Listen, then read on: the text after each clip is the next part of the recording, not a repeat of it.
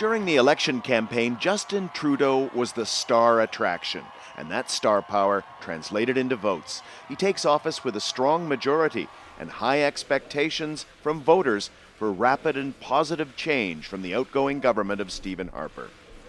Justin's father, Pierre Trudeau, was a Canadian political superstar who won several elections and gave the country its first real constitution and Bill of Rights.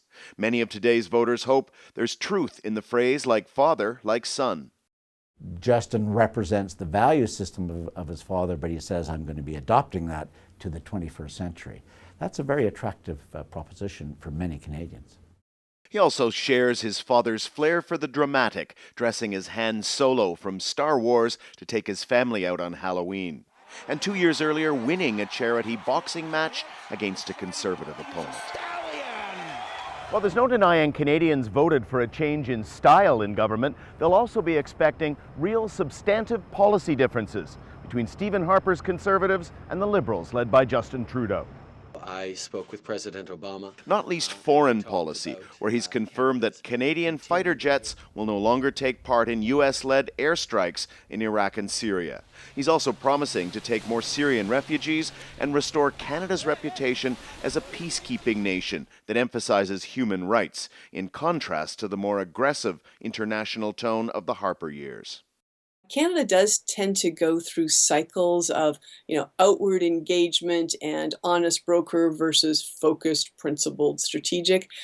I'm not sure which is the right way for Canada because at the end of the day, it's a small country with limited resources. Even the look of Canada's parliament is different now. It's much more diverse. There are 10 Muslim Canadian MPs, the most ever.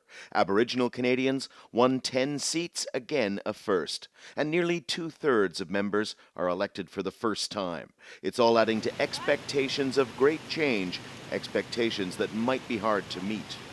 He's signaling that on those critical issues that he campaigned on, that change has come.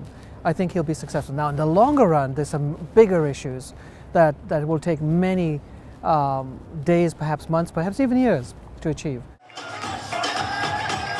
Can a charismatic son of a much-loved former Prime Minister accomplish what he promised on the campaign trail?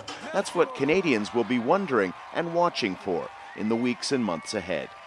Daniel Lack, Al Jazeera, Ottawa.